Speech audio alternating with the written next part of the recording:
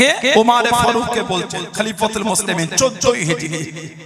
হযরত আব্দুল্লাহ ইবনে উম্মে মাকতুম কে দাঁড়িয়ে দেয়া হলো, ও রাসূলুল্লাহ সাহাবী, ও হযরত আব্দুল্লাহ ইবনে উম্মে মাকতুম রাদিয়াল্লাহু তাআলা আনহু, আপনি তো চোখে দেখতে পারলাম, আপনি জিহাদে গিয়ে কি করবেন, আপনি তো চোখে দেখতে পারলাম। হযরত আব্দুল্লাহ ইবনে উম্মে মাকতুম রাদিয়াল্লাহু তাআলা আনহু, হুজুর আমার জানিয়ে দিন, হুজুর আমার শুনিয়ে দিন, ও হযরত ওমর ফারুক রাদিয়াল্লাহু তাআলা আনহু, আমি আব্দুল্লাহ ইবনে উম্মে মাকতুম আমার হাতে যুদ্ধে ঝান্ডা খানা দিয়ে দেবেন। আমি তো চোখে দেখতে পাই না, আমি তো চোখে দেখতে পাই না, সামনের দিক থেকে শত্রুরাকে আসে আমি দেখতে পাবো না।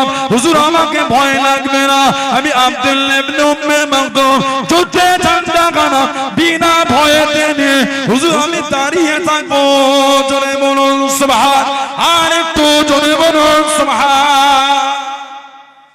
হুজুর আমি চোখে দেখতে পাই না, ঝান্ডা ধরে দাঁড়াবো, কে আসে না আসে দেখতে পাবো না। হুজুর আমাকে ভয়ও লাগবে না, ওই যে দুশমনীরা সামনের দিক থেকে আসবে আমি তো দেখতে পাবো না, ঝান্ডা নিয়েই থাকবো, কে এলো আর কে গেল আমি কি জানি।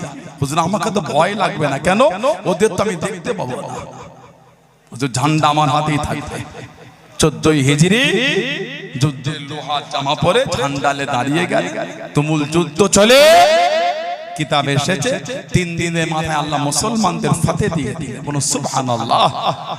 সব সাহাবাদের লাশ খোঁজা হয়, হযরত আব্দুল্লাহ ইবনে উম্মে মাকতুম হুজুর কাছে খুঁজে পাওয়া যাচ্ছে না। কিতাব এসেছে খুঁজে খুঁজে দেখা গেল এক জায়গায় উনি পড়ে আছেন, তখন যুদ্ধের ঝান্ডাটা উনি হাতে করে বুকে করে জড়িয়ে নিয়েই শুয়ে আছেন। জোরে বলুন, আর একটু জোরে বলা গেল না? এটা হলো সাহাবাদের জীবন, দ্বীনের জন্য খেদমত করেছে।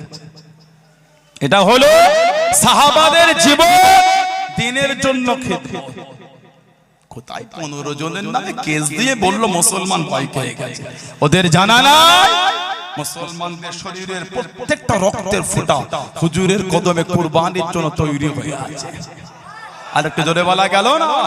আমরা হযরত খাব্বাবের থেকে হুজুরকে ভালোবাসা শিখে নিয়েছি যে আল্লাহ আল্লাহ রাসূলকে কিভাবে মানতে হয়। আলহামদুলিল্লাহ বলুন। হযরত খাব্বাব রাদিয়াল্লাহু তাআলা জানার কোমরে গোশত ছিল না, হাড় ছিল আর গর্ত হয়েছিল। আমার হুজুরের সাহাবী ছিলেন, ইহুদি মহিলার খাদেম। ও জওয়ান হযরত খাব্বাব রাদিয়াল্লাহু তাআলা আনহু, হুজুর আমার মুসলমান হয়ে গেলেন। ইহুদি মহিলা জানতে পেরে গেল আল্লাহ নবী সাল্লাল্লাহু আলাইহি ওয়াসাল্লাম হুজুরের সাহাবী হযরত খাব্বাব রাদিয়াল্লাহু তাআলা আনহুকে গরম মরুভূমিতে শুইয়ে দিয়ে লোহাটা গরম করে হুজুরের কোমরে দিয়ে দিল, হুজুরের কোমরের উপরে রেখে দিল। হযরত খাব্বাব রাদিয়াল্লাহু তাআলা আনহু হুজুরের কোমরের গোশত গলে গলে গলে গলে গলে পানি হয়ে চলে গেল। হযরত খাব্বাব রাদিয়াল্লাহু তাআলা আনহু হুজুরের অন্তর থেকে কলেমাটা মুছতে পারে না, কলেমাটা মুছতে পারে না।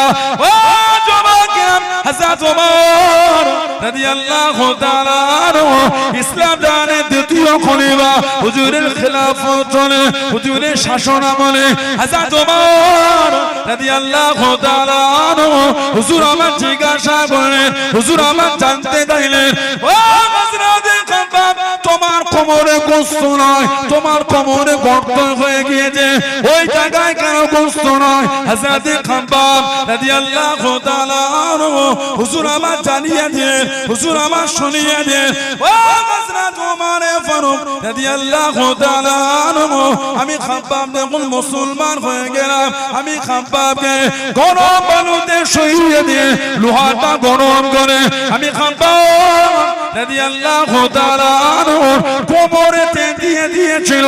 আমি খাব্বাব আমার কোমরের গোশত গলি পানি হয়ে চলে গিয়েছিল। আমি খাব্বাবের অন্তর থেকে তখনও পর্যন্ত ঈমানের কালেমা মোছে না। জোরে বলুন সুবহান, আর একটু জোরে বলুন সুবহান। আমাকে বালুতে শুইয়ে দিয়ে লোহা গরম করে আমার কোমরে দিয়েছিল। আমি খাব্বাব আমার কোমরের গোশতগুলি পানি হয়ে গলে গলে চলে। হুজুর আজও আমার কোমরে আর গোশত গজায় না, আজও গর্তই হয়ে আছে। হুজুর কোমরের গোশত গলে গিয়েছে, ঈমান আমার ধ্বংস করতে পারে, আমি ঈমানের জায়গায় আজও মজবুত। জোরে বলো। এটা হলো সাহাবাদের মানা, এটা হলো সাহাবাদের মুহাব্বত। এটা হুজুরের সাহাবাদের জীবনী পড়লে অবাক হয়ে যাবেন, কি ভালো তারা বেসেছে। একজন সাহাবী আল্লাহ নবী সাল্লাল্লাহু আলাইহি ওয়াসাল্লাম দরবারে গেলে, হুজুরের কাছে গেলে সালাম দিলে হুজুর জবাব দিলেন, হুজুরের মুখটা একটু শুকিয়ে আছে। আহা, সাহাবী বললেন, ইয়া রাসূলুল্লাহ, হুজুর মনটা খারাপ আপনার? হুজুরের কিছু করে সাহাবারা সহ্য করতে পারতেন না। আল্লাহ নবী বললেন, বাবা আজ কদিন আমার ঠিক মতন খাওয়া হয় না। এই যে কথা, সাহাবীর অন্তরে দাগ লেগে গেল। হুজুরের এত কষ্ট। হুজুর একটা সাহাবী ছিলেন হযরত মিকদাদ ইবনে আমর রাদিয়াল্লাহু তাআলা। আল্লাহ নবী সাল্লাল্লাহু আলাইহি ওয়াসাল্লাম যুদ্ধ করেছিলেন, খন্দকের যুদ্ধ। খন্দক এই গর্ত খোঁড়ার বুদ্ধিটা হুজুরকে বলেছিলেন, ওনার নাম ছিল হযরত সালমান ফারসি রাদিয়াল্লাহু তাআলা। হুজুর যদি মদিনা শরীফের সীমানায় গর্ত খুঁড়ে দেওয়া হয়, কাফেররা আর মদিনা শরীফে আসতে পারবে না। এই যে গর্ত করে মাটি খুঁড়ে খুঁড়ে তোলে, কিতাবে এসেছে আল্লাহর নবী নিজে মাথায় করে সাহাবাদের সাথে মাটি বইছে। হযরত মিকদাদ ইবনে আমর, আল্লাহর নবী যখন মাটি বইতেন, হুজুরের কষ্ট থেকে আর সহ্য করতে পারলেন না, কাঁদতে কাঁদতে ঘরে চলে গেলেন। আহা, একটা ছোট পারা পাত্রে দুধ ছিল, দুধ অল্প লবণ, ওই দুধটা নিয়ে পাত্রে লুকিয়ে আমার হুজুরকে সালাম দেব, ইয়া রাসূলুল্লাহ সাল্লাল্লাহু আলাইহি ওয়াসাল্লাম, হুজুর আপনার এই কষ্ট আর সহ্য হয় না, যদি একটু পান করতেন আপনি। আপনি আমাদের সাথে মাথায় করে মাটি বইতেন, হুজুর আপনারা তো কষ্ট, হুজুর একটু পান করেন না ইয়া রাসূলুল্লাহ। আল্লাহ নবী দুধের পাত্রটা হাতে নিয়ে একটা উঁচু জায়গায় দাঁড়িয়ে হুজুর বলো, আমার সাহাবারা, এ তোমাদের ভাই মিকদাদ ইবনে আমর দুধ এনেছে পান করার জন্য, আসো সবাই মিলে একটু পান করি। জোরে বলুন না সুবহানাল্লাহ। ওই ছোট পারা পাত্রে তো দুধ, আল্লাহ পাক এত বরকত দিলেন, সব সাহাবারা পান করার পরও আল্লাহ বরকত দিয়ে দিলেন। জোরে বলুন না সুবহানাল্লাহ। সেই মিকদাদ ইবনে আমরকে জানার জন্য হুজুর দোয়া করেছিলেন। ইসলামের প্রথম যুদ্ধ, দ্বিতীয় হিজরি বদরের যুদ্ধে হুজুর দোয়া করেছিলেন। বড় খুশি হয়ে গেছে। কেন? হুজুরের কাছে উনি দাঁড়িয়েছিলেন, কে?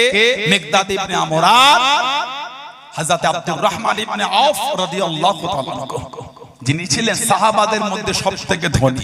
সুবহানাল্লাহ বললেন না? আব্দুর রহমান ইবনে আওফ রাদিয়াল্লাহু তাআলা সাহাবাদের মধ্যে সবথেকে ধনী।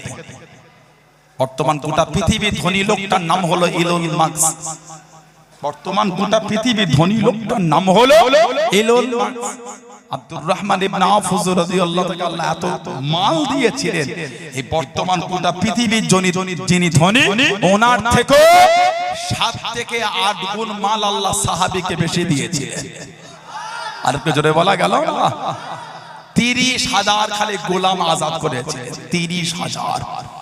হযরতে আব্দুল্লাহ ইবনে ওমর রাদিয়াল্লাহু তাআলা, তিনিও কম বেশি 20,000 গোলাম আজাদ করেছিলেন। আব্দুল্লাহ ইবনে ওমর ফারুক হুজুরের ছেলে। আর যে গোলাম বেশি নামাজ পড়তো, নামাজ ওই গোলামটাকে আগে আজাদ করতো। ওনার ছেলে এক তারিখ বললেন, আব্বা আপনার সাথে গোলামরা ধোঁকা দিচ্ছে। উনি বলেন, কেন? না, আপনি যেই গোলাম বেশি ইবাদত করে, নামাজ পড়ে, তাকে আপনি আগে আজাদ করে দেন, ওই জন্য আপনাকে দেখিয়ে দিই ওরা বেশি নামাজ পড়ে, আপনি তো ঠকে যাচ্ছেন। হুজুর বললেন, আমি ইবনে ওমর আমিও জানি। তাহলে হুজুর বললেন, এই আমার ছেলে, আমি বারবার ধোঁকা খেতে রাজি আছি আল্লাহর জন্য। যেটা বলবেন না, কেউ যদি আমাকে আল্লাহর জন্য ধোঁকা দেয়, আমি আল্লাহর জন্য বারবার ধোঁকা খেতে রাজি আছি। ওরা তোমাকে আল্লাহর জন্য ধোঁকা দিচ্ছে, দিক, আমি খুশি, তারপর আমি ওদের আজাদ করে দেবো। জোরে বলুন না সুবহানাল্লাহ। হযরতে হুজুরের সাহাবী আব্দুর রহমান ইবনে আওফ রাদিয়াল্লাহু তাআলা, এত মাল আল্লাহ ওনাকে দিয়ে, যিনি ইন্তেকালের আগে 50,000 দিনারের একটা খেজুরের বাগান নবীর খানদানের জন্য উনি হাদিয়া করে গেছিলেন।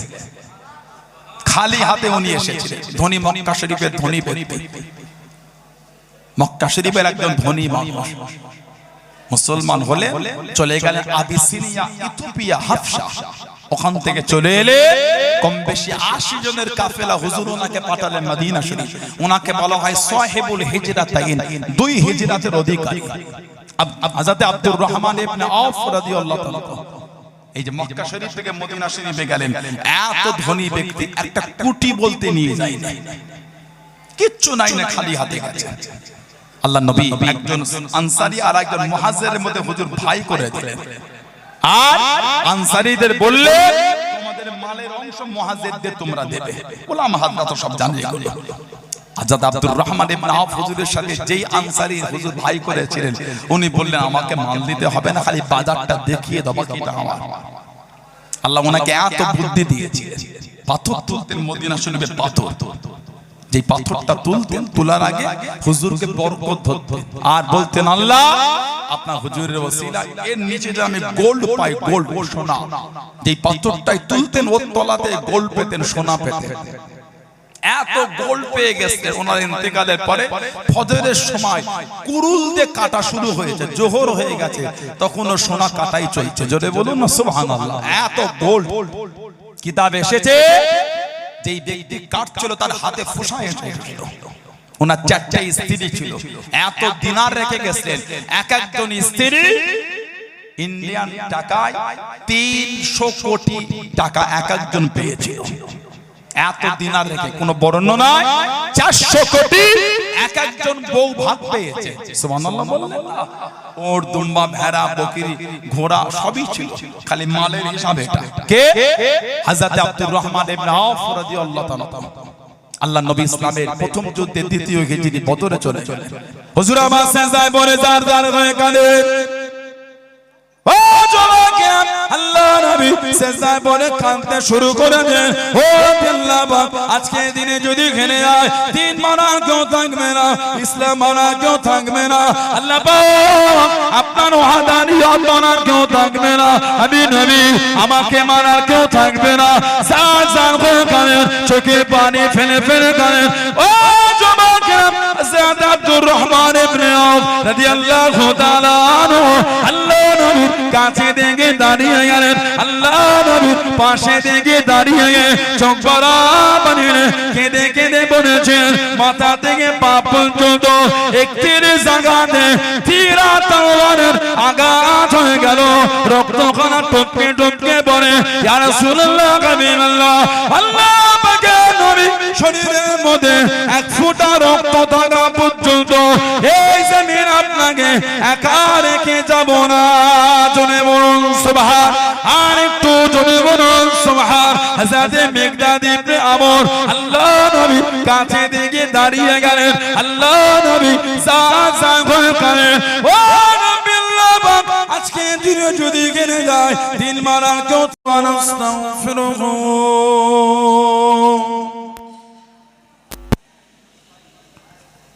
ওয়া নু'মিনু বিহি ওয়া নাতাওয়াক্কালু আলাইহি ونعوذ بالله من شرور أنفسنا ومن سيئات أعمالنا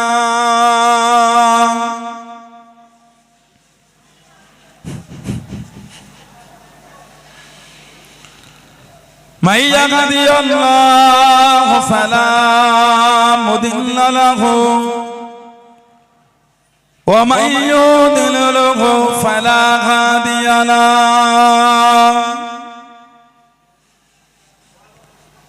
ونشهد أن لا إله إلا الله وحده لا شريك له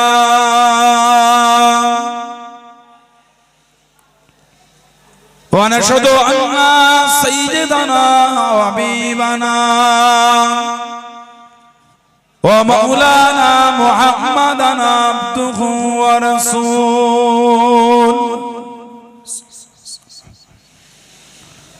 أما بعد فيا أيها الحاضرون رحمكم الله قال الله تعالى في الغلام المزيد الفرقان الحميد إن الله وملائكته يصلون على النبي يا أيها الذين آمنوا صلوا عليه وسلموا تسليما اللهم صل على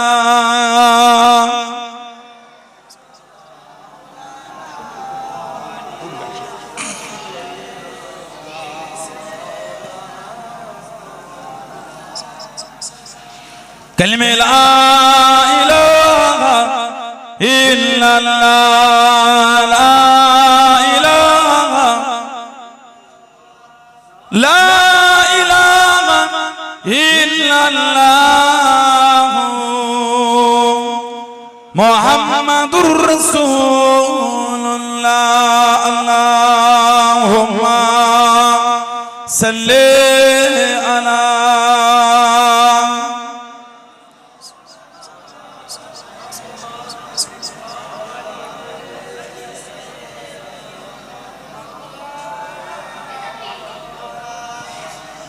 मदद गाने जिसका रसूल खुदा को उसे और हिम्मत का परवाह किया है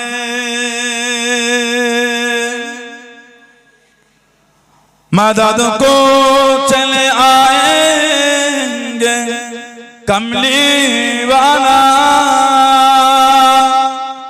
डूबते डूबते ही समझ जाएगा अल्लाहुम्मा सल्ले अला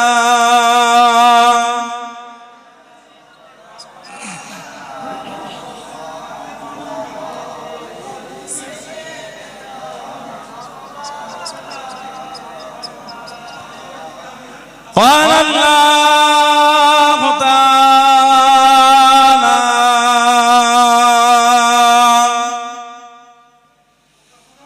في كلام المزيد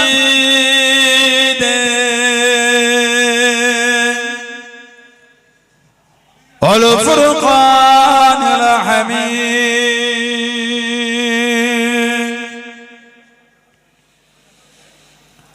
وما محمد إلا رسول قد خلت من قبله رسول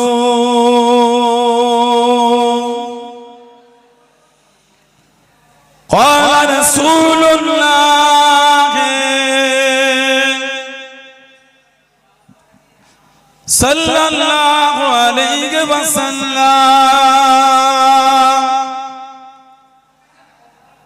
من كذب علي متعمدا فليتبوأ مقعده من النار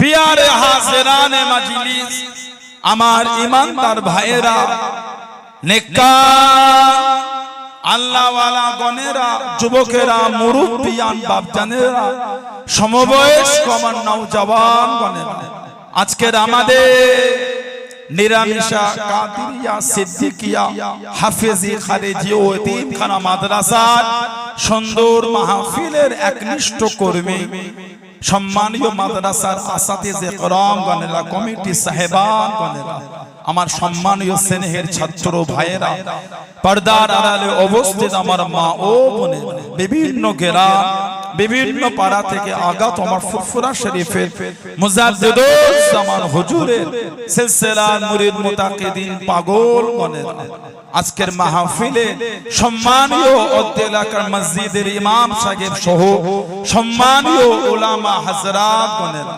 খিদমতে এসে হাজির হয়েছে। আমি অধম গুনাহগার, নালায়েক, আকসার পাপী।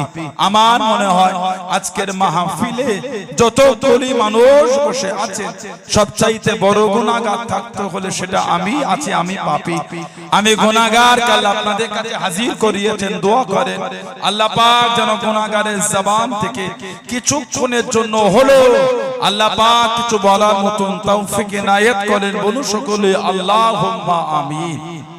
তার সাথে সাথে আল্লাহ পাক আপনাকে এবং আমাকে উভয়কে শুনে এবং বলে আমল করার তৌফিক ইনায়েত করেন। বলুন সকলে আল্লাহুম্মা আমিন। আমার আল্লাহ পাক জাল্লে জালালুহু জাল্লে শানুহু তানা দরবারে লাখ লাখ শুকর, কোটি কোটি শুকর যে আল্লাহ পাক আপনাকে আমাকে এতগুলি মানুষ, এতগুলি মুসলমানকে এমন একটা সুন্দর মাহফিলে হাজির করালেন, এমন একটা জায়গায় বসালেন, সকলে মিলে আল্লাহ পাকের শুকর আদা করে বলুন আলহামদুলিল্লাহ। এমন একটা জায়গা আল্লাহ আমাদের বসিয়েছেন, এরকম একটা মাহফিল আল্লাহ পাক মেহেরবানি করে আপনাকে আমাকে বসার একটু সুযোগ করে দিন। আল্লাহ পাক এমন একটা মাহফিল একটু আমাদের করে বসার আল্লাহ একটু সুযোগ করে দেন। রহমানুর রহিম মেহেরবান, যে মাহফিলে বসলে আল্লাহ পাক মেহেরবানি করে জীবনের সগীরা গুনাহগুলিকে আল্লাহ পাক এমনি মাফ করে দেন। বলুন না সুবহানাল্লাহ। সেই মাহফিল আল্লাহ আমাদের বসিয়েছে। বিভিন্ন গ্রাম, বিভিন্ন পাড়া এলাকা থেকে চলে এলে এসে বসেছে, দীর্ঘক্ষণ ধরে আলোচনা শুনেছে। আল্লাহ পাক তৌফিক দিন আমি কিছু আলোচনা করব। তারপরে এলাকায় মাহফিল কম হয় না। এই দেওগঙ্গা, এই অদ্দ চত্বরে মাহফিল কম হয় না, কিন্তু পরিবর্তন আমাদের মধ্যে খুব একটা না। সমাজ দিনের দিন আমরা খারাপের দিকেই ঠেলে দিচ্ছি। জুমায় মসজিদে আগামী কালকে দেখবেন শুক্রবার জুমা মসজিদে একটু লেটে গেলে ভিড়ে জায়গা হতে যাচ্ছে। কমিটি খালি আলোচনা হচ্ছে মসজিদ বাড়ালে ভালো হয়, ছাদ করলে ভালো হয়, ছাদ যদি নাও হয় সামনে জায়গাটা টিনের ছেদ করে দিলে ভালো হয়। এই রোদে গরমে লোক মুসল্লিরা দাঁড়াতে পারছে না, এই বর্ষায় লোক ভিজে যাচ্ছে, এত মুসল্লি চাপ হচ্ছে। জুমায় লেটে গেলে জায়গা হয় না, আর সন্ধ্যার পরে বাজার লটারির টিকিট পাওয়া যাচ্ছে। জুমার দিন লেটে গেলে জায়গা হয় না, আর জুমার দিন সন্ধ্যার পরে বাজারে গেলে লটারির টিকিট পাওয়া যায় না। বলে কতটা হুজুরকে ভালোবাসা হয়েছে একটু নিজেকে জিজ্ঞাসা করে। এটার নাম আল্লাহ আল্লাহর রাসূল মানা, এটার নাম আল্লাহ আল্লাহর রাসূলকে ভালোবাসা। ভালো হয়, অন্যায় হয়ে যায় মানুষের মধ্যে, আল্লাহর কাছে তওবা করেন। তিনি রহমানুর রহিম, তিনি গফুর রহিম, দয়াময় মেহেরবান। তিনি যদি আমাদের মাফ না করতেন, আল্লাহ পাক কুরআন শরীফে আশা দিতেন লা তাকনাতু মির রাহমাতিল্লাহ। বলুন না সুবহানাল্লাহ। যদি আল্লাহ মাফ নাই করতে, এত আশা আল্লাহ আপনাকে আমাকে দিতেন। আল্লাহর ওয়াদা কিন্তু সত্য। আলহামদুলিল্লাহ বলেন, আল্লাহর ওয়াদা হলো সত্য। আল্লাহ পাক কোরআন শরীফে বলেছেন, কুল হাবিব আপনি বলে দেন, ইন কুনতুম তুহিব্বুনাল্লাহ, তারা যদি আমি আল্লাহ আমাকে ভালোবাসতে চাই, আমাকে মোহাব্বত করতে চাই, কি হবে? ফাত্তাবিউনি, তারা যেন আপনার ইত্তেবা করে, আপনার অনুসরণ করে। যারা আপনার ইত্তেবা করবে, ইহবিবকুমুল্লাহ, আমার আল্লাহ বলে আমি আল্লাহ তাদের ভালোবেসে নেব। বলুন না সুবহানাল্লাহ। তারপরেই আল্লাহ বলেছেন ওয়া ইয়াগফিরু লাকুম যুনুবাকুম, আর আমি আল্লাহ তাদের জীবনের যুনুব, গুনাহ, অন্যায়গুলিকে আমি আল্লাহ সব মাফ করে দেব। তারপরেই আল্লাহ বলেছেন আল্লাহু গফুর রহিম, নিশ্চয় আমি আল্লাহ দয়াময় মেহেরবান রহমানুর রহিম গফুর রহিম। বলুন আলহামদুলিল্লাহ। আল্লাহর কাছে কাঁদেন, তানার দরবারে মাফ চান, তানার কাছে নিজের মাথাটা নত করে তওবা করেন, নিজের জীবন থেকে নোংরামিগুলি দূর করার চেষ্টা করেন। মদের আড্ডা, তাসের আড্ডা, জুয়ার আড্ডা, সাতটার আড্ডা, লটারির আড্ডা, সুদের আড্ডা বন্ধ যদি নাই হলো, ভালোবাসা হলো না। দাবি করবেন হুজুর ভালোবাসি আর মদ খাবেন, ওটা তো হুজুরের ভালোবাসার নমুনা না। দাবি করবেন আল্লাহ আল্লাহ রাসূলকে মানি আর সমাজে নোংরামি করবে, ওটা তো আর ভালোবাসা। ভালোবাসলে নীতির জায়গায় মজবুত হয়। কে মানো না মানো জানি না, আমি মানি, এই ঈমান তৈরি করে। যে মানা সাহাবারা মেনেছে, সুবহানাল্লাহ বললেন না? যে মানা হুজুরের দেওয়ানা সাহাবা হুজুররা মেনেছে। এমনি সাহাবাদের সম্মান আর মাকাম এত না। আমার হুজুরের একটা সাহাবী ছিলেন, যার নাম ছিল হযরত বিলাল ইবনে রাবাহ রাদিয়াল্লাহু তাআলা আনহু। হযরত বিলাল ইবনে রাবাহ রাদিয়াল্লাহু তাআলা আনহু জানাজা আল্লাহর নবী মুয়াজ্জিন করেছেন। ওনার আব্বা ছিলেন গোলাম আর মা ছিলেন রাজবংশীয় মেয়ে, রাজঘরের মেয়ে ছিলেন। আবরাহা বাদশা 570 খ্রিস্টাব্দে কাবা শরীফ ভাঙতে এসেছে। 570 খ্রিস্টাব্দে 13টা হাতি আর 7000 সৈন্য নিয়ে কাবা শরীফ ভাঙতে এলো। কেন? 525 খ্রিস্টাব্দে ইয়েমেনে সানাআ নামক রাজধানীতে একটা গির্জা করেছিল আবরাহা বাদশা। 525 করে এলান করেছিল আর কাবা শরীফের দিকে ফিরে ইবাদত হবে না, এই গির্জার দিকে এবার ফিরে ইবাদত করো, এই গির্জার দিকে ফিরে ইবাদত করো। এতে আরবের লোকেরা ক্ষিপ্ত হলো। দুটো বর্ণনা, একটা বর্ণনা হলো তারা ওই গির্জায় আগুন ধরিয়ে দিয়েছিল, আর আরেকটা বর্ণনা আরবের লোকেরা মল মূত্র ত্যাগ করে ওই গির্জায় ফেলে দিয়েছে। এতে আবরাহা বাদশা ক্ষেপে গিয়েছিল। 525 হলো আর 570 খ্রিস্টাব্দে কাবা শরীফ ভাঙতে গেল।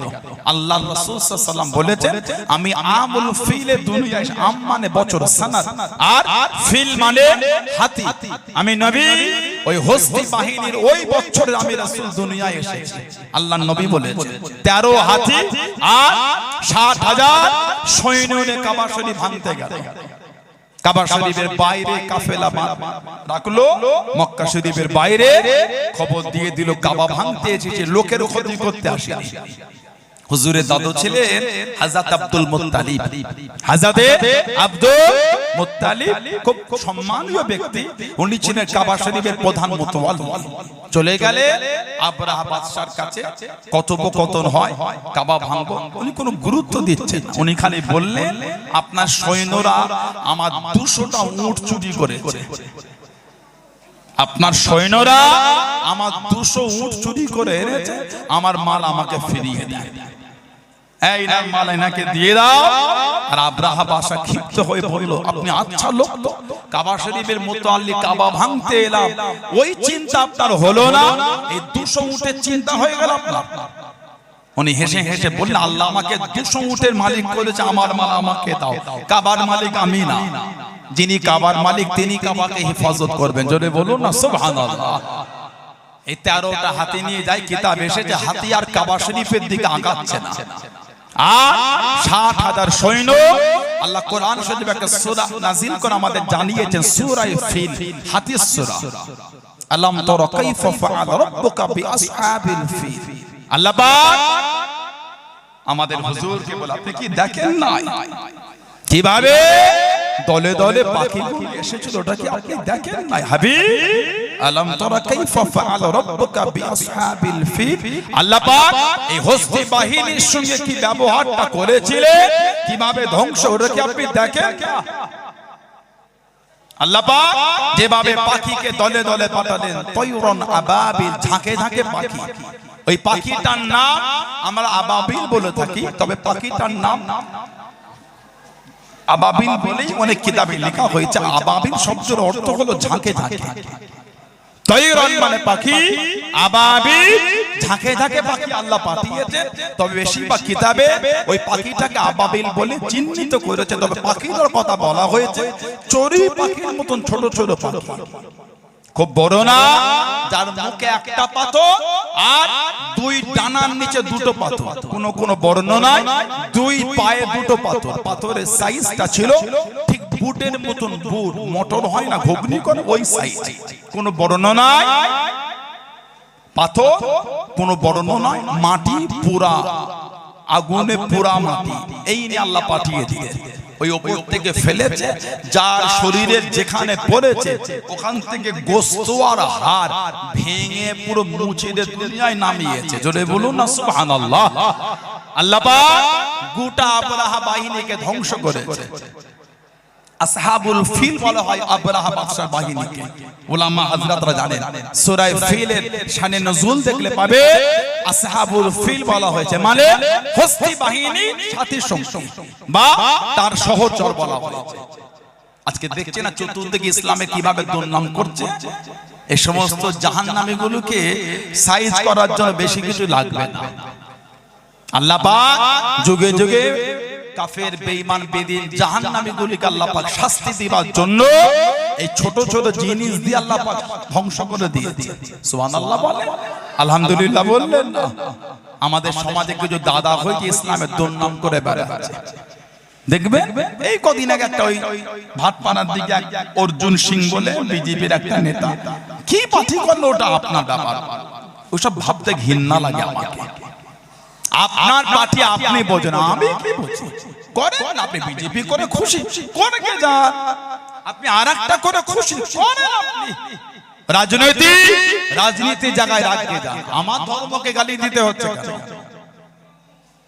আপনি বলে দিলে নাকি আল্লাহ বলেছে ও মুসলিম মেয়েদের করে রেপ করলে নাকি গুনাহ। শুনেন এত জঘন্য কেন আপনি? এত হীন মানসিকতা, এত চরিত্র খারাপ কেন আপনার? এত নোংরা শব্দ বললেন। গোটা বাংলা জুড়ে শয়ে শয়ে এফআইআর হলো, এখনো কিন্তু অ্যারেস্ট হলো না। আইনকে আমরা সবসময় শ্রদ্ধা সম্মান করি, আজও করছি, এখনো অ্যারেস্ট হলো না। এই শব্দটা যদি কোনো মুসলমান অন্য ধর্মকে বলতো, আপনি জানেন বাংলা জুড়ে কি হতো জানেন? তালিবানি সরকার শুরু হয়ে গেছে, এ হয়েছে ও হয়েছে। আমাদের সমাজে কিছু গদি মিডিয়া রাত দিন এক করে ফেলতো। কথা বলে না একটু? হ্যাঁ দেন। দুর্গাপুরে কদিন আগে একটা মেডিকেল কলেজের, বেসরকারি মেডিকেল কলেজে একটা মহিলাকে রেপ করেছে, অন্যায় করেছে। কে কে ধর্মের বলতে পারবো না, অন্যায়কারীদের শাস্তি দাও। ধর্ম থেকে দিতে হবে কেন? অন্যায় এটাই যথেষ্ট শাস্তি পাওয়ার জন্য। কথা ঠিক না ভুল বলছি? লজ্জা লাগে না কিছু ধর্মীয়? আপনার লজ্জা লাগে না কিছু? জনগণের নেতা সেজে আছে, ফেসবুকে পোস্ট করছেন মুসলমানের নাম, লজ্জা লাগে না? হিন্দুর নামটা বাদ দিয়ে দিন। এত অসভ্য কেন আপনি? এত নীচ কেন আপনি? এত হিংস্র কেন? এত অভদ্র কেন আপনারা? জনগণের লিডার হয়ে যান, ভদ্র হতে পারে। আয়নার সামনে মুখগুলো দেখবেন আর নিজের চরিত্র কথা কোনো ভাববেন, আপনার মন আপনাকে ঘৃণা করে। অভদ্র নেতা একটা সব মুসলমানের নাম লিখেছেন, হিন্দুর নাম লিখতে গায়ে জ্বলন হয়েছিল। আমি হিন্দু মুসলমান জানি না, অন্যায় শাস্তি দাও। সেটা মুসলমানও হতে পারে, হিন্দু হতে পারে, অন্য ধর্মেরও হতে পারে। কথা ঠিক না ভুল বলছি? লজ্জা লাগেন এগুলো আপনাদের সমাজে করতে? কিছুই তো সমাজকে দেন না, খালি দাঙ্গা দিয়েছেন। আর কি দিয়েছেন সমাজকে? অভদ্র নেতাগুলো সব একটা। আল্লাহ অভদ্রদের হাত থেকে আল্লাহ বাংলা জমিনকে আল্লাহ হেফাজত করে। বলেন আমিন। জলে বলেন আমিন। আপনার রাজনৈতিক জীবনে আমার মাথা ঘামাবার কোনো সময় নাই। আপনি ধর্মকে নিয়ে অ্যাটাক করছেন কেন? আপনি জানেন ইসলামে ধর্ষণের কি শাস্তি? আপনি জানেন? তর্কাচ্ছেন ওই অর্জুন সিং বলে নেতারা। আপনি জানেন আমার ধর্মে ধর্ষণকারীদের কি শাস্তি জানেন? একটা অবিবাহিত ছেলে যদি একটা মহিলার সঙ্গে রেপ করে, ওই অবিবাহিত ছেলেটাকে 100 দুররা মারতে হবে, 100 বার বেত মারবে। তার জন্য যদি সে মারাও যায়, মারা যাবে 100 দুররা। আর কোন বিবাহিত পুরুষ যদি ওই ধর্ষণ করে, ওই বিবাহিত পুরুষটাকে কোমর পর্যন্ত মাটিতে পুঁতে পাথর ছুঁড়ে ছুঁড়ে তাকে হত্যা করে ফেলতে হবে। এটা হলো ইসলামের বিধান ধর্ষকদের বিরুদ্ধে। আর আপনি বলছেন ইসলামে অমুসলিমকে ধর্ষণ করলে কোনো গুনাহ নাই। লজ্জা লাগে না আপনার? এত অভদ্র হয়ে গেছে, মুখে লাগাম লাগা, জবানে লাগাম লাগা। আমরা আজ আইনের কাছে আস্থা রেখেছি, আইনের শাস্তি দেবে। যেই থানায় কেস হয়নি সেই থানায় আপনারা কেস করেন, মিডিয়ায় দেখে কেস করে। কেন করবেন? আমরা আইনকে সব সময় মেনে আসছি। কথা ঠিক না ভুল বলছি? সুপ্রিম কোর্টের চিফ জাস্টিস কে জুতো ছুঁড়ে দিল, নেটে বলা হতে ঠিক করেছে। লজ্জা লাগে না? যদি সুপ্রিম কোর্টের চিফ জাস্টিসের অন্যায় হয়, অবশ্যই অন্যায়, আইন তাকে শাস্তি দেবে। আপনি জুতো ছুঁড়ে পৃথিবীর মানচিত্রে দেশটাকে কোথায় নিয়ে গেলেন? কথা ঠিক না ভুল বলছি? একটা মাস্টার যদি অন্যায় করে, ওই মাস্টার ওই স্কুল কমিটি মাস্টারটাকে পানিশমেন্ট দেবে। তার জন্য ছাত্রর গার্জেন এসে মাস্টারটাকে ওই স্কুলের মাঠে নামিয়ে গলায় জুতোর মালা পরিয়ে ঘোরাবে। এটা কোনো আইনের বিধান নয়। এটা মাস্টার অন্যায় করে শাস্তি হবে। যদি অন্যায় করে থাকে, তুমি এগুলো করার কথা ঠিক না ভুল বলছো? আল্লাহ পাক আমাদের সমাজে শান্তি দান, জাতি ধর্ম বর্ণ নির্বিশেষে সব ধর্মের মানুষকে আল্লাহ কাঁধে কাঁধ মিলে চলা তৌফিক দান করে বলুন আমিন। জোরে বলেন আমিন, জোরে বলেন আল্লাহুম্মা। এই আব্রাহা বাদশা আল্লাহ ধ্বংস করে দিলেন। এই আব্রাহা বাদশার ভাইয়ের মেয়ে হলে বিলাল হুজুরের মা বন্দী হয়ে গেল, রাজবংশীয় মেয়ে।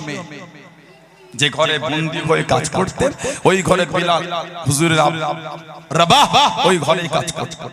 দুজনের মধ্যে ভালোবাসা হলো, বিয়ে হয়ে গেল। ওই ওরস আল্লাহ সন্তান দিলেন হযরতে বেলালকে। হুজুর জানাকে মুয়াজ্জিন করেছেন। আরেকটা হুজুরের মুয়াজ্জিন ছিল, নাম জানেন আপনারা? হুজুরের আরেকটা মুয়াজ্জিন, কি নাম বলেন তো? ওনার নাম ছিল হযরতে আব্দুল্লাহ ইবনে উম্মে মাকতুম রাদিয়াল্লাহু তাআলা। জোরে বলবেন না? এই হুজুরের মুয়াজ্জিন ছিলেন দুটো, আব্দুল্লাহ ইবনে উম্মে মাকতুম রাদিয়াল্লাহু তাআলা, যিনি চোখে দেখতে পেতেন না। আবাসা আল্লাহ এই সূরা আবাসা ওনার জন্য আল্লাহ 16টা আয়াত নাযিল করেছেন। সুবহানাল্লাহ বললেন না? আল্লাহ নবী দিনে দাওয়াত খানা দিতে লেগেছেন। ও জওয়ানকে, ও আমার মুরব্বি বাবারা, মায়েরা বোনেরা মগিরা, আল্লাহ নবী সাল্লাল্লাহু আলাইহি ওয়াসাল্লাম ইসলামের দাওয়াত খানা দিতে লেগেছেন। কাফেরদের বড় বড় নেতাগুলিকে, কাফেরদের বড় বড় সরদারগুলিকে আল্লাহ রাসূলের সাহাবী হযরত আব্দুল্লাহ ইবনে উম্মে মাকতুম রাদিয়াল্লাহু তাআলা আনহু আল্লাহ নবীর কাছে গিয়ে দ্বীন সম্পর্কে জানতে চাইলেন। হুজুরের কাছে যান, হুজুর তো অন্যদের বোঝাচ্ছেন। অন্ধ মানুষ হুজুরের কাছে দাঁড়ালে হুজুর ইনার কথাই ঠিক সাই না দিয়ে ওনাদের সাথে আলোচনা করলেন। চলে গেলে তারপরে আল্লাহ আয়াত দিলেন, আয় আমার হাবিব, আপনি যাদের বোঝাচ্ছেন হয়তো তাদের মধ্যে কেউ আপনার কাছে ঈমান আনবে না, কিন্তু যে সেই অন্ধ মানুষ ফিরে যায় সে আপনার হাতে হাতে ঈমান আনবে, আপনি তাকে ফিরিয়ে দেবেন, তাকে গুরুত্ব দেন। কিতাব এসেছে আল্লাহর নবী সাল্লাল্লাহু আলাইহি সাল্লাম এই আব্দুল্লাহ ইবনে উম্মে মাকতুমকে তারপর থেকে হুজুর একটু ভালোবাসাটা বেশি দিতেন। জোরে বলো কেন? ওনার জন্য আল্লাহ কোরআন শরীফের আয়াত নাজিল করে আল্লাহ আমাকে জানিয়েছে ওনার বিষয়ে। সুবহানাল্লাহ বলবেন। হুজুর যতবার মদিনা শরীফ থেকে সফরে গেছেন সব সময় ওনাকে মদিনা শরীফের হুজুরের দায়িত্ব দিয়ে যেতেন। আব্দুল্লাহ ইবনে উম্মে মাকতুম সুযোগ পেলে নবীর কাছে চলে আসতেন, এসে বলতেন হুজুর একটু কোরআন শরীফ শোনান না। সুবহানাল্লাহ বললেন। হুজুর কোরআন শরীফ পড়তেন, উনি শুনতেন আর মুখস্থ করতেন। এই করে করে আল্লাহর নবী সাল্লাল্লাহু আলাইহি ওয়াসাল্লামের কাছ থেকে উনি কোরআন শরীফ মুখস্থ করতে লাগলেন। কে? আব্দুল্লাহ ইবনে উম্মে মাকতুম রাদিয়াল্লাহু তাআলা। আমার নবী বলে আব্দুল্লাহ ইবনে উম্মে মাকতুম যখন আযান দেবে তোমরা খাওয়া শুরু করে দেবে, মানে সেহরির সময় হয়ে গেছে। উনি তাহাজ্জুদের আযান দিতেন। আর আমার বেলাল যখন আযান দেবে তোমরা খাওয়া বন্ধ করে দেবে। কেন? হযরতে বেলাল হুজুর ফজরের আযান দিতেন। আব্দুল্লাহ ইবনে উম্মে মাকতুম সব সময় থাকতেন। হযরত ওমর রাদিয়াল্লাহু আনহু হুজুরের খিলাফত, হুজুরের জামানায় কিতাব এসেছে উনি বলেন হুজুর আমি একটু যুদ্ধেই যাব। কে? ইসলাম জাহানের তৃতীয় খলিফা জানার সামনে হুজুর বলেছেন লাউ কানা নবিয়ুন বাদি লাকানা উমর, যদি আমার পরে কেউ নবী হতো আল্লাহ আমার উমর ফারুক আল্লাহ নবী বানাতেন। বলুন না সুবহানাল্লাহ। তারপরেই হুজুর বলেছেন আলা খাতাবান নবিয়্যিন লা নবিয়্যা বাদি বা লা বাদি নবিয়্যা, আমি হলাম শেষ নবী, আমার পরে আর নবী হবে না, যদি হতো আল্লাহ আমার উমরকেই নবী বানাতেন। বলুন না সুবহানাল্লাহ। এত কঠিন ভাবে উনি দ্বীনের খিদমত করেছেন, গোটা পৃথিবীর অর্ধেকটা শাসন চালিয়েছেন। বুখারী শরীফে একটা riwayat এসেছে হযরতে আব্বাস রাদিয়াল্লাহু আনহু আমার হুজুরের এক চাচা, আমাদের হুজুরের নিজের চাচা ছিলেন। মুনাফিকদের একটা সরদার ছিল, মুনাফিকদের সরদার আব্দুল্লাহ ইবনে উবাই ইবনে কাব মুনাফিকদের সরদার ছিল। সারা জীবন হুজুরের পিছনে নামাজ পড়ে হুজুরের বিরুদ্ধে করেছে। নাউজুবিল্লাহ বললেন না। ও যখন ইন্তেকাল হচ্ছে ছেলেকে, ওনার ছেলের নাম ছিল আব্দুল্লাহ, বলে গেল আমি মারা যাব, হুজুরকে গিয়ে বলবি আর হুজুরকে দিয়ে আমার জানাজার নামাজ পড়াবে আর হুজুরের একটা জামা আমার কাফন করবে। ছেলে খেলে গিয়ে বললো কাজ খুঁজে পাও, সারা জীবন হুজুরকে জ্বালিয়ে আর হুজুর জানাজা পড়াবে আর হুজুরের জামা নেবে। মারা গেল, বাপ বলেছে হুজুরের দরবারে কেন, হুজুর আমার আব্বা ইন্তেকাল হয়ে গেছে, আমার আব্বা বলেছে আপনাকে জানাজা পড়াতে আর একটা জুব্বা দিতে বলেছে। হুজুর বললেন জানাজা পড়াবো, জুব্বাও দেবো। ওমর ফারুক বলে হুজুর আপনি জুব্বা দেবেন, কি কষ্ট আপনাকে দিয়েছি। হযরতে মা আয়েশার নামে জিনার অপবাদটা ওই প্রথমে তুলেছিল, ওই মুনাফিক প্রথমে তুলেছিল। ওয়াই ইবনে কাব হুজুর খুব কষ্ট পেয়ে গেছে, লা হাওলা ওয়ালা কুওয়াতা ইল্লা বিল্লাহ। আল্লাহর নবী খুব কষ্ট পেয়ে গেছে, সারা জীবন হুজুরের বিরুদ্ধাচরণ করেছিল, সারা জীবন আমার নবীকে দুঃখ দিয়েছিল। এই জুব্বা যখন হুজুর দিচ্ছিলেন ওমর ফারুক বলে হুজুর দেবেন না। হুজুর বললেন না, দুনিয়ার ঋণ দুনিয়ায় মিটিয়ে দিই।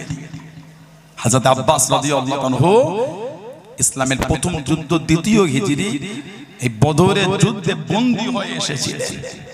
কিতাব এসেছে ওনার গাটা ফাঁকা ছিল, গায়ে কিছু ছিল না।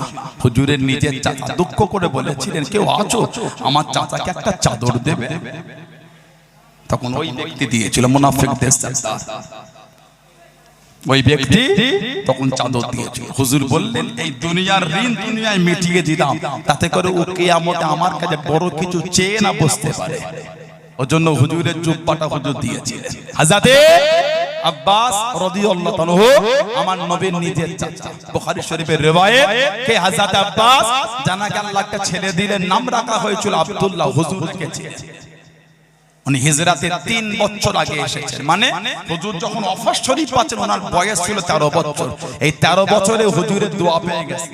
হুজুর এই 13 বছরে বলে দিয়েছিলেন হিবরুল উম্মাহ, আমার ইবনে আব্বাস হলো জাতির মেরুদণ্ড। 13 বছর বয়স, জোরে বলুন না সুবহানাল্লাহ।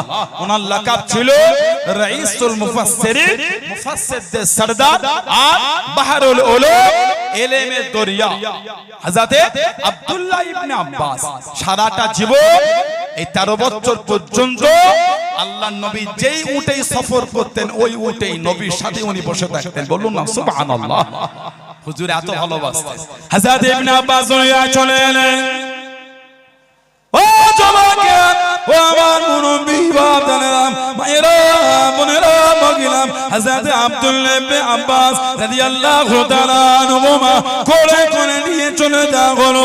ওনাকে কিছু খাওয়ানো হলো না, দুনিয়ার কিছু মুখে দিয়া হলো না, আল্লাহ নবীর কাছে নিয়ে যাওয়া হলো। আল্লাহ নবী সাল্লাল্লাহু আলাইহি ওয়াসাল্লাম সর্বপ্রথম একটা খাজুর মুখের মধ্যে ইবনে আব্বাস রাদিয়াল্লাহু তাআলা হুজুরের সাহাবী চাচাতো ভাই, 13 বছর বয়স হুজুর ওয়াফাত হলেন। ওনার আব্বা হুজুরের চাচা একটা ঘর করেছে মদিনা শরীফ, ছাদ দেওয়া। আল্লাহর নবীকে ডেকেছে একটু দেখার জন্য। আল্লাহর নবী সাল্লাল্লাহু আলাইহি ওয়াসাল্লাম চাচার ঘর দেখতে গেলেন, বুখারী শরীফে এসেছে। হুজুর দেখে বললেন চাচা যান ঘর করেছেন, পানি বার হবার নালা করেন নাই, ড্রেন? বলে না ইয়া রাসূলুল্লাহ, আল্লাহর নবী সাল্লাল্লাহু আলাইহি ওয়াসাল্লাম নিজে হাতে ওই ড্রেনটা করে দিয়েছেন।